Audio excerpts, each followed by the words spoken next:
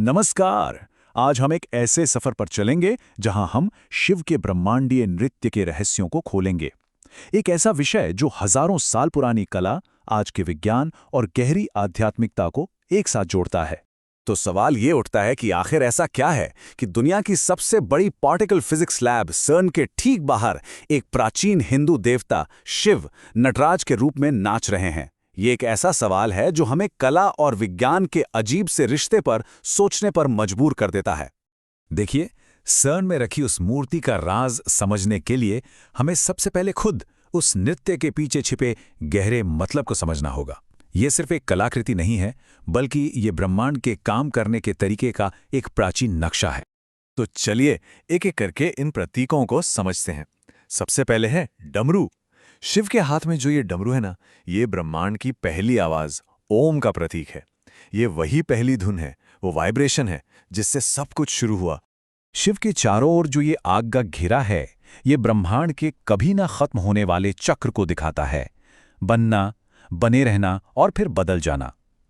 यहां विनाश का मतलब खत्म होना नहीं है, बल्कि बदलना है। एक ऐसा बदलाव जो पुरानी चीजों को हटाकर नई रचना के लिए जगह बनाता है। अब जरा शिव के उठे हुए पैर को देखिए। ये दुनिया के मोह माया पर जीत और मोक्ष का प्रतीक है, यानी जीवन और मृत्यु के इस चक्कर से आजाद हो जाने का इशारा। वहीं उनका दूसरा पैर जो जमीन पर टिका है, वो ये दिखाता है कि भले ही असली मंजिल मुक्ति हो, पर शिव इस दुनिया में मौजूद हैं, अपने भक्तों को सहारा और सुरक्षा देने के लिए। और इस जोरदार तूफानी डांस के बीच जरा उनकी चेहरे की शांति तो देखिए। ये क्या दिखाता है? यही कि ब्रह्मांड की सारी हलचल, सारी उथल-पुथल के केंद्र में एक गहरी शांति और संतुलन है, गति के अंदर ठहराव। तो अगर हम सब कुछ समेटे तो यह पूरा नृत्य 5 चीजों का प्रतीक है। सृष्टि यानी बनाना, स्थिति यानी संभालना, संहार यानी बदलना, तिरोभव यानी भ्रम का पर्दा और आखिर में अनुग्रह यानी कृपा। ये पांचों मिलकर ब्रह्मांड के पूरे चक्र को दिखाते हैं, जो शिव के इसी नृत्य में समाया हुआ है। तो चलिए अब वापस सर्न वाले सवाल पर आते हैं। ये जो सदियों पुरानी सोच है, वो आज की फिजिक्स से कैसे जुड़ती है? यहीं से तो कहानी और भी दिलचस्प हो जाती है। एक बहुत मशहूर फिजिसिस्ट हैं फ्रित्जॉफ कापरा। उन्होंने एक बार कहा था कि जब उन्होंने सब एटॉमिक पार्टिकल्स के व्यवहार को देखा तो उन्हें लगा जैसे वो शिव का तांडव देख रहे हों। उन्होंने देखा कि कैसे कण एक लय में लगातार बन और मिट रहे थे, ठीक एक नाच की तरह। अब देखिए ये कितना कमाल का है। एक तरफ है वेदांत दर्शन, दूसरी तरफ क्वांटम फिजिक्स, और दोनों एक ही जैसी बातें कह रहे हैं।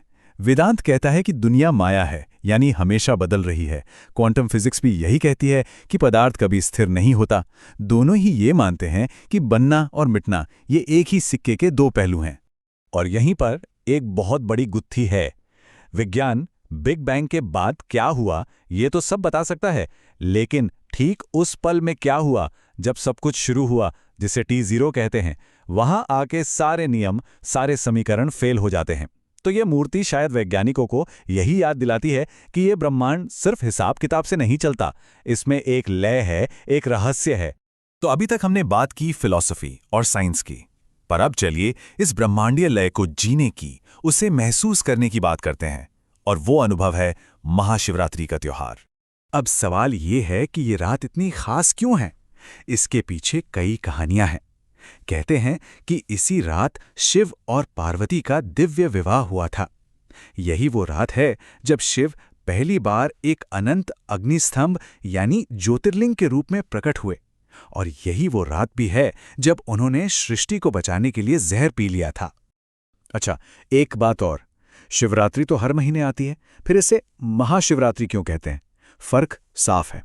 मासिक शिवरात्रि एक रूटीन भक्ति के लिए है, लेकिन महाशिवरात्रि साल की वो एक रात है जिसे शिव की उपासना के लिए सबसे शक्तिशाली माना जाता है। इसमें जो उपवास और रात भर चलने वाले अनुष्ठान होते हैं, वो आध्यात्मिक तरक्की के लिए एक जबरदस्त मौका देते हैं। अब चलिए भारत के अलग अलग कोनों में चलते हैं और देखते हैं कि महाशिवरात्रि को कितने अलग अलग और खूबसूरत तरीकों से मनाया जाता है। शुरुआत करते हैं मध्य प्रदेश के उज्जैन से। यहाँ महाकालेश्वर मंदिर में शिवलिंग को एक दूल्हे की तरह सजाया जाता है, उन्हें फूलों का सेहरा पहनाया जाता है।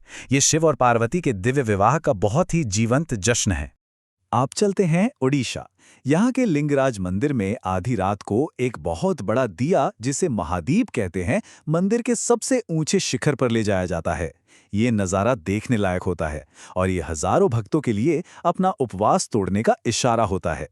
वहीं कश्मीर में कश्मीरी पंडित इस त्योहार को हेरात के रूप में मनाते हैं। ये बहुत ही शांत और घरेलू उत्सव है।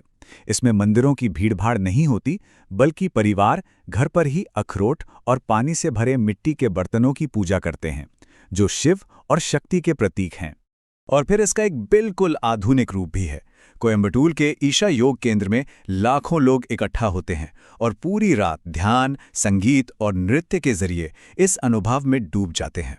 ये प्राचीन योग विज्ञान और एक ग्लोबल सेलिब्रेशन का एक कमाल का संगम है। तो हमने विज्ञान, कहानियां और संस्कृति, इन सब पर बात की।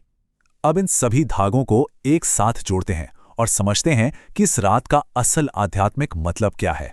योग विज्ञान में माना जाता है कि इस रात हमारे ग्रह की पोजीशन कुछ ऐसी होती है कि इंसानी शरीर में ऊर्जा का बहाव अपने आप ऊपर की ओर होने लगता है।